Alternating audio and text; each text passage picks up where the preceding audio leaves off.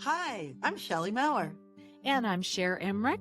Welcome to Life Lessons from Pickleball, where we engage with pickleball players from around the world about life on and off the court. Thanks for joining us. Welcome, everyone, to Life Lessons from Pickleball. We are absolutely overjoyed to have Teri Citterman and Dr. Stormy Hill with us today. They are the dynamic co-authors of the Amazon bestseller book, In a Pickle, How to Master Love and Pickleball and Not Kill Each Other. I love that title. It's so good, so good. I can't wait to hear all about the book and your own personal pickleball journeys. But first, tell us about your backgrounds and how they helped you write the book. Okay, Go ahead, Teri. I'll start. I'm Teri. Thank you so much for having us on your podcast. We're so excited to be here. I live in Austin. I'm an executive coach and an author. I've written several books for my business. From the CEO's perspective is the latest besides the pickleball book. And I help people with communication skills and having hard conversations and giving feedback. So that was a good basis for writing this book. Really good basis. Yeah, for sure. She's the best co-author ever. So I'm Dr. Stormy Hill, and I am a mental health occupational therapist. Done that for about 20 years now, and also a certified relationship and intimacy coach, working with couples around intimacy and communication. And same thing. It was like, well, you're going to hear our personal stories, but it was like, wow, we need to apply some of these things that we do with our clients to our own games on the pickleball court with our partners. And then we saw the same thing happening with others. And that was the start of the book. So that was the start of the book. Well, how did you even get to know about pickleball? And how'd you meet each other? So many questions. I know. So I lived in Seattle for 25 years, the birthplace of pickleball. Never saw a court, never heard of the game, knew no one who played it. And then we moved to Austin, which is the center of the universe, apparently, as of late, as it relates to pickleball. And so my husband and I picked up paddles and started playing this crazy game and got hooked. And things went up and things went down and things went up again sometimes, and then they went down. And that's been the story. But Stormy and I met in Costa Rica. So I'll pass it to you. You can continue. Yeah, so on the pickleball court in Costa Rica, and I was drawn to, I'm like, who is this feisty, fiery, energetic, awesome woman, and a very good pickleball player too? And I'm like, I need to meet her. And that was 2 years ago, right? Or Yeah. And we've been, dear friends, and now we're co-authors, which has made us even more dear friends, because that's not an easy journey to co-author together. So that's how I feel like we share blood. Yeah. Blood, sweat, and tears now. No. And then, for me, I started playing pickleball. It was 2 years ago in this month, 2 years ago in January. And I always am like, full disclosure, I came from tennis. So when my boyfriend 2 years ago wanted me to play, I literally said, I'm too athletic. I'm too young. I'm never playing that sport. and I came from tennis, and now I, can't imagine my life without it. And we, it's such an allegiance and such a just life-changing, amazing sport that I hope to be playing forever. Yeah, for sure. I don't think of Costa Rica when I think of pickleball. So you're right. Good, you don't. Yeah. Where were you? Where in Costa Rica? Just curious. We were in Playa del Coco. We both lived there part-time. And and Costa Rica actually is really up and coming in pickleball. They went to the World Cup in Peru the last 2 years and had friends of ours representing Costa Rica there. And so, definitely some really amazing players, but definitely not as popular, not even close as to the United States, but definitely up and coming. Wow. So it sounds like you could also, your next book could be how to co-author a book without killing each other. I mean, that's true. It's true. We have a lot of ideas. We're like, we need to do one on pickleball dating. We need to do one on tournament play. But I think we need to add how to co-author. And I can just say really from my heart, it's super special to me. I already love Teri, and I love her even more because it's really an intimate process writing a book together. There's obviously always going to be conflict and difference that arise, and so for me, how do we navigate that? As friends, and I'm just honored to say that Teri and I came out on the other end stronger, and I consider her like a soul sister because we've gone through some stuff together and had to navigate it. So it's special. That's really cool. Really cool. So, what are some of the things that you saw or experienced that inspired you to even write about how to not kill each other on the court? I just think that's hilarious. So, how close did people come? We've seen a few things. You better tell her about how we came up with kitchen knife moments. Yes. Kitchen knife moments is a key theme throughout our book. A friend of mine here in Austin coined the term. She was talking about the night before actually having a kitchen knife moment with her husband. And she meant in the kitchen, like grabbing a knife. But I was like, we're on the pickleball court. I'm like, that is a pickleball thing.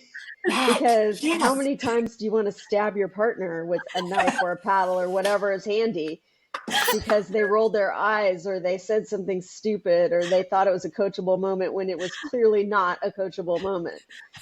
So kitchen knife moments is the foundation, I would say, of our book.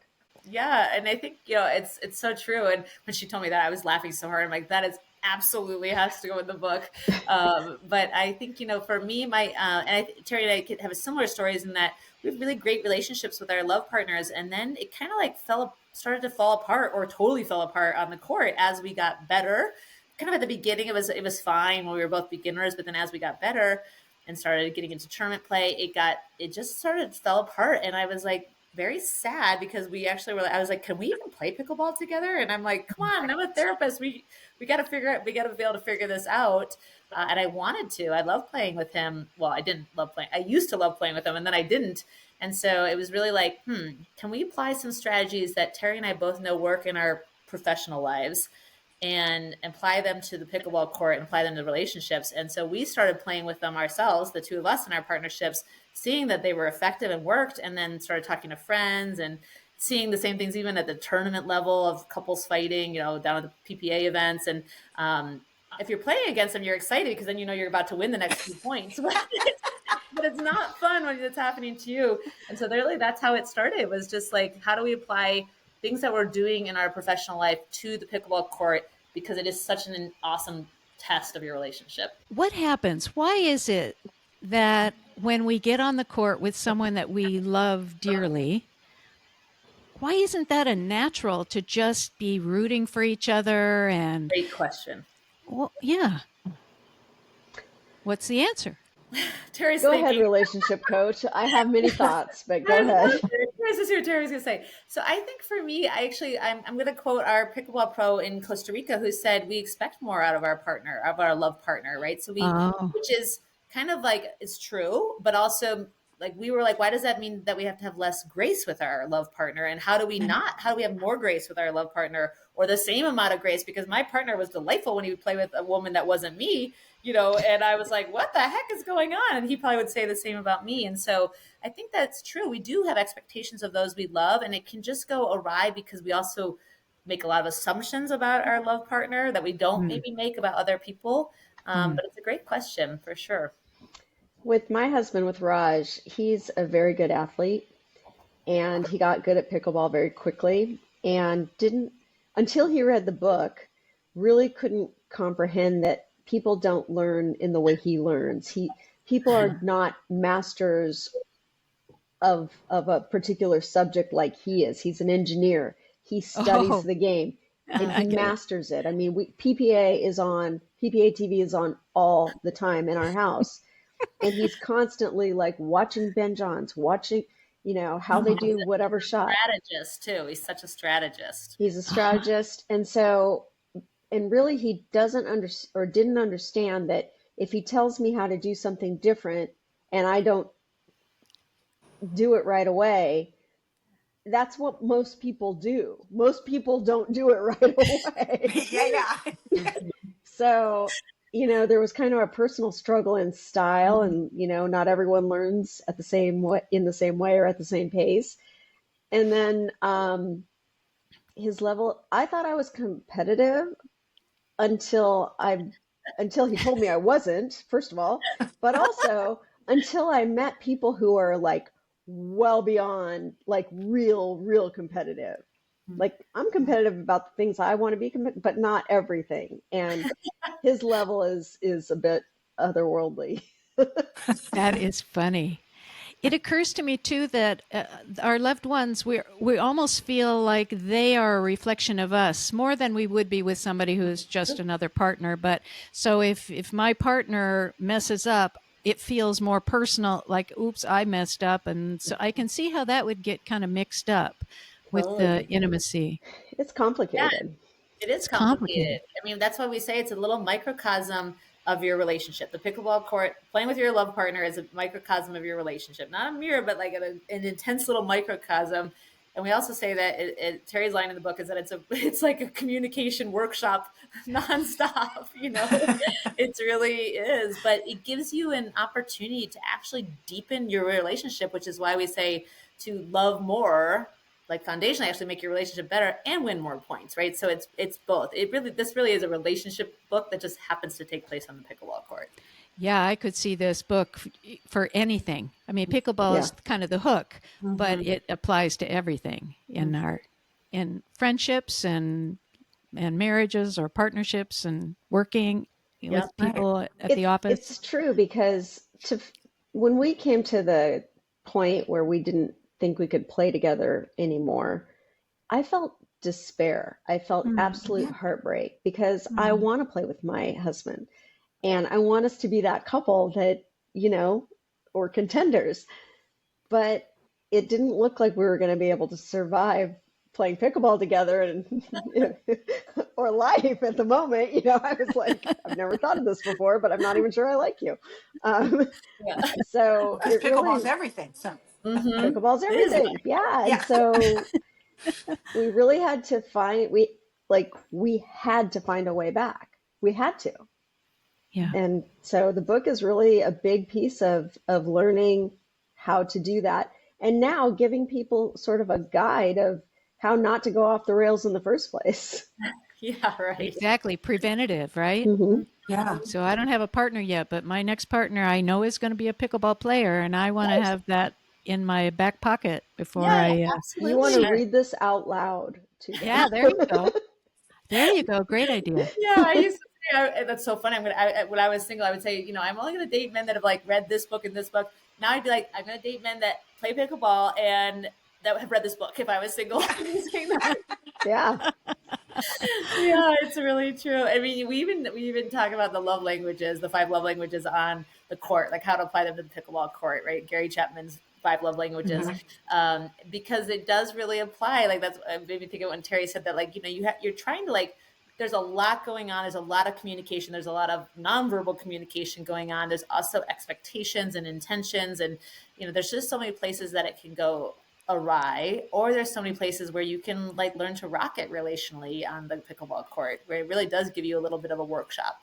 Yeah. Glenn Peterson was our recent. Oh, Shelley, you were going to say something?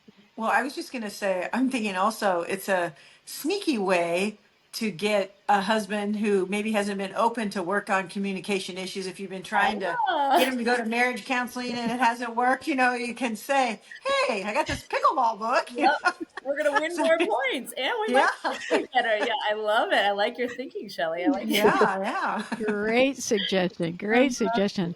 I was just remembering that Glenn Peterson was one of our guests, and he said that when he and his wife were playing, he's really careful about not saying anything, but she looked at him like, "Stop it."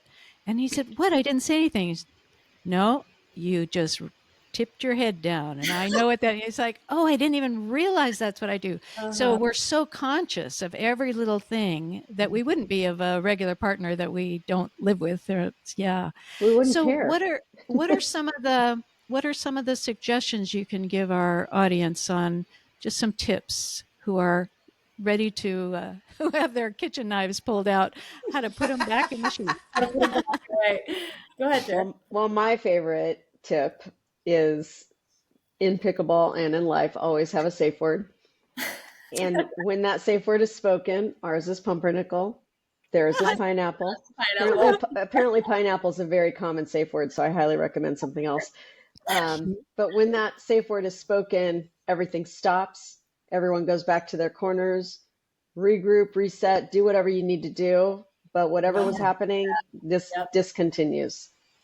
Perfect. It's a great strategy. Terry brought that one to the book, and like, because we were both bringing our collective ideas, and I'm like, I'm going to try it. And I'm like, oh my gosh, this works. And I mean, to this day, I was just playing with my partner 2 days ago, and I said, I said pineapple, and he's like, all right, got it. Because I was like, my bandwidth, I don't have the bandwidth right now to take feedback right now, and now is not the time. And it's just a clean, easy way to communicate very succinctly.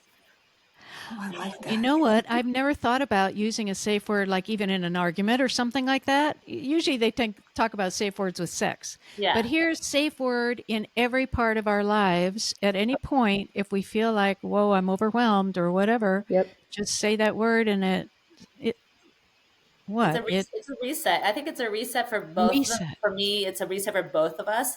It also lets him know where I am with one word. There doesn't need to be any other communication. It's a great strategy. We use it all the time. Well, and you have to agree that this is what happens when we invoke the safe word, because one person can't keep going. It has to stop. That's right. Yeah. They have to So, stop. respect the safe word. Yeah, exactly. And I think that we have so many strategies in the book, but one that I really love is the first chapter, which is the first rule of pickleball, and it's literally don't be a dick. And the second rule, Say that again. It was a little quiet. first rule of pickleball is don't be a dick. Don't be a dick. And the second rule of pickleball is don't be a dick, in case you forget the first one. And that's a genderless term, because women, we can be dicks just as much. But it's really a lovely rule for pickleball and for life. Just don't be a dick. Like, it's pickleball. Let's keep it fun. Yes. So now when I'm playing with Raj, I'll say first rule of pickleball. That's all I have to say. So good. So good. That is good. Yeah. Yeah, it's a good one. I think if I had to pick a second strategy, I really like intention setting. That was something Terry and I came up with in the book, and decided to try it ourselves. But if you're going on the court and your partner is running to just crush every ball and destroy your opponents and win and get a golden pickle, and you're out there to just burn some calories and have some fun and chat with the ladies, you're probably going to be not on the same page. Not one is not wrong or right, but so if you have an intention and share your intention, it just kind of lets you know where your partner is, for that day, for that game, for that rec player, round robin or whatever it is. It's really a strategy that we use a lot, and I really like it because it just kind of cuts through some of the bullshit. So because you already know where your partner is, and it might change, but where they're starting at least. That's I terrific. love that idea, because I started playing in a mixed league, and some of the guys just have that intention, and I don't know what to do with it, but I like that. So give me an example of an intention. Well, so this last time I said I had just taken a lesson. So I said, I am a very much of a third shot drive person. I just am.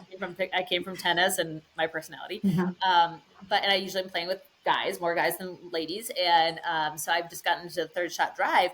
So I said to my boyfriend, I just took a lesson. I'm only doing third shot drops. And he was like, oh, and I'm like, and they're not very good. That's what I said right now. I was like, I just told him, I said, I'm only going to do a third shot drop. So he knew. It also worked really effectively because he could also kind of come over a little bit for a good shake and bake, so it was kind of fun. It was actually really fun. But it was very clear. And he was like, I would have probably been annoyed if I hadn't because I had a bunch into the net or, popped it up. He got hit a few times, but he knew what I was working on. And his was actually I'm going to work on getting to the kitchen faster. I want to play a little aggressive. I want to poach more. I'm like, great. Poach away, so we knew each other's what we were working on. So in this example, the intention was what we were working on. It doesn't have to be, but that's what it was for us the other day. Okay. But it also gives the opportunity to help each other. So if my intention is staying behind the line on serve, then if I'm running in, I don't think I'm running in, but if I am, Raj can say, you need to stay back. You're not staying back. True. And that what, it's feedback that I actually welcome because I'm trying to do something different. That's great. I like that. Yeah, that's terrific. Yeah, encroaching in after a serve. That's a hard one to remember. That's when your Well, third and I shot, think if you anything is going to say, be terrible. Third shot. yeah, and like if you say that to someone, then it gets them thinking about, what's my intention instead of Mm. just slamming the ball every time. Oh, Yeah. Totally. Like Yeah. I want yeah, I like that. on footwork, or you know what, I just want to have fun. Like those, I mean, we give examples in the book of tons of intentions, and Okay. it's just, but it's a great, it's sort of, my energy for the day. Like, maybe I am feeling competitive and I want to work on, I have more of a defensive mindset. So maybe I want to work on my offensive mindset. Mm-hmm. But Yeah. Shelley, you said you were playing in a mixed league. And if you don't know the people that well, it's great to set intention together. So you both Mm-hmm. know what you kind of have a team code in that case. Yeah, that's good. Might even be good to talk to the opponents and say, what's your intention for this To game? win, to beat you. That's their Yeah. intention. Are you Yeah, planning to we're slam gonna every beat you. ball? Maybe. Oh, that's cool. Do you have, so you two are success stories. I mean, you found that there was a rub and you needed to figure things out on the court with your partners. Do you have other success stories that you can share? I would say I'm a success story in progress, but I feel like that's kind of normal, like helpful. Like I literally will say, just because we wrote the book does not mean we've mastered the book. Like some days my boyfriend and I are really strong out there relationally and, strategy and technique.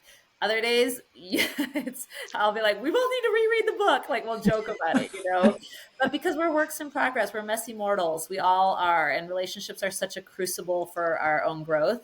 Yeah. So, I would say that that's how I feel about but we have, there's lots of stories in the book from friends and that shared with us about, their journey and how this helped them. And we have I'm thinking of our mutual friend right now, and what works for them and her strategy is she'll say to her husband all the time, she'll just say, fix that shit, meaning like fix whatever error you're making. And he gets it, responds to it, loves it. And he is so kind and gracious and loving with her because that's what she responds to. So they've learned what works for each other, and that's to me that is an absolute success story. And they've been married 40 years, so. Yeah, Oh, exactly. wow. Yeah, Shelley's almost that, right? Yeah. What's your, amazing. oh, it's awesome. Great husband too. That's awesome. So life lessons. I mean, so much of your book is essentially life lessons, honestly, but that you maybe learned on the court and that you took into your life, or you've learned in your life and you're taking onto the court. What are some? One of the big lessons I learned, because we moved to Austin about 3 years ago, and community and wasn't so important to me, or at least I didn't think it was. And when I moved here, I mean, Austin is an amazing city. The people here are, I never thought I'd live in Texas, but I'm really happily living in Texas. The community is amazing. It's hard to describe. But it's something you kind of wonder, like Stormy made a comment about, what did we ever do before we had pickleball? Like, how did we live? I know. That's true. Yeah, I would absolutely echo the same thing. I think the community, I've met some of my best friends and I'm 48. I didn't expect to meet new best friends at this point in my life, lifelong friends. I had a hip replacement 6 months ago. Ouch. So I was out for 4 months and healing, and our pickleball communities in here in Utah for me and in Costa Rica, and then, obviously Texas and Teri's friends have been they were such a massive source of support for me. And they're like, don't worry, we'll see you soon on the court. It sounds silly, but pickleball has been absolutely life-changing. It really, in the community, I tell everyone, I'm like, you need to start playing pickleball because the community is the best. I And feel like people are missing out if they're yeah, not playing. literally. I do. No. Yeah. And I would say it's echoed in the reception of our book. It's been so beautiful. And Teri and I have both published books before in different spaces, and no surprise, the pickleball community is amazing about this book. So it's just such a joy and such an honor. I had a friend was texting me last night, and she doesn't play pickleball. And I said, "Oh, I'm heading down in a couple days to Palm Springs with a group of my pickleball friends." And she said, "It sounds like you've really found your people. I'm so jealous." And it's like, you're right. It's just Yep, great. We've found our people. we Yeah. have. I Yeah. It's mean, part of our goal for writing the book is we want more people to play. We want more women to play. We Yeah. want people to enjoy playing together because there's not that many sports that you can do with your Right. partner, especially if you're at, you can't play tennis together if you're at different levels. You can't do a lot of Yeah. things. But pickleball is one of those things that you actually can, and it can be fun. And if it's not fun, then read the book and make it fun. That's right. that's really well said. Yeah. Perfect solution. Yeah. I mean, and that was, I mean, you're getting to see Teri's personality, but I mean, I was like, I am going to be like a little bit nerdier about it, a little bit more like therapist about it. And I was like, and I wanted Teri to bring obviously her executive coaching, amazing skills, her own pickleball story, and also her like directness, but she's also hilarious. So she added like a lot of humor to the book. And so I always say it's very snarky and it's very helpful and very relatable. And it's meant to make you laugh and help you grow. Indeed. And I love how you're saving people from pickleball divorce. Well, another strategy that we tried out was getting a throuple to stay in the, BDSM sex side of things.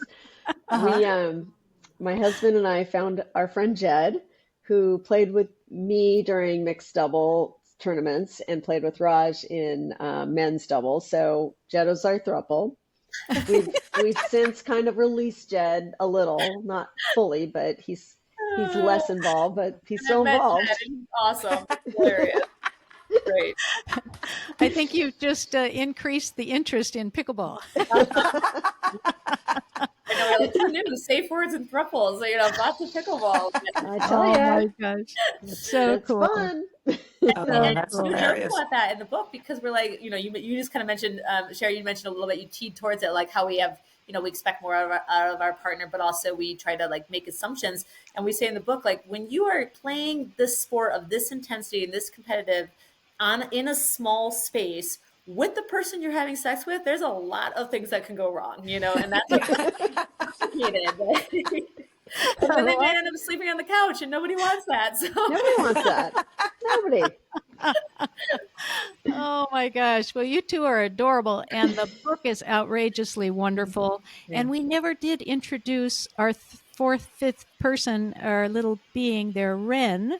Oh, for those who are watching the YouTube, oh my gosh, too adorable and quiet as a mouse. I mean, this is really. our first public appearance, so Oh, she's Friday. good. We got her 3 days ago. So Oh, wow. man, she's in for a long, wonderful life. And your book is called In a Pickle, How to Master Love and Pickleball and Not Kill Each Other. Oh my gosh. How can people find you?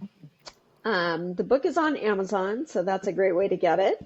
And how about the two of you? Yep. And so we're on Instagram at love_and_pickleball. And we have lots of tips on strategy and relationships on there. And then our website is loveandpickleball.net. Awesome. Oh, Shelley, how lucky are we? We're very lucky. We get to talk to such amazing people. Oh my gosh. Well, Dr. Stormy and Teri, thank you so much for being on the show. And Ren, too. Thank you, Ren. You're so sweet. And thank you, everybody. Get this book. Even if you don't play pickleball, we hope you do. We hope you will. But get this book anyway if you're in any kind of relationship, friends, partnerships, in business, at home. The book will help you so much. You have no idea. So thank you all, and we look forward to a new conversation next week. Bye-bye. If you love our podcast, we'd be so grateful if you'd take a few seconds to follow or subscribe to Life Lessons from Pickleball. This ensures you'll never miss an episode and helps us continue these wonderful conversations. On Apple Podcasts, Spotify, or wherever you listen, go to the show page and tap the follow button in the top right corner. And on YouTube, click the subscribe button under any of the episodes. Thanks so much. Hope to see you on the court.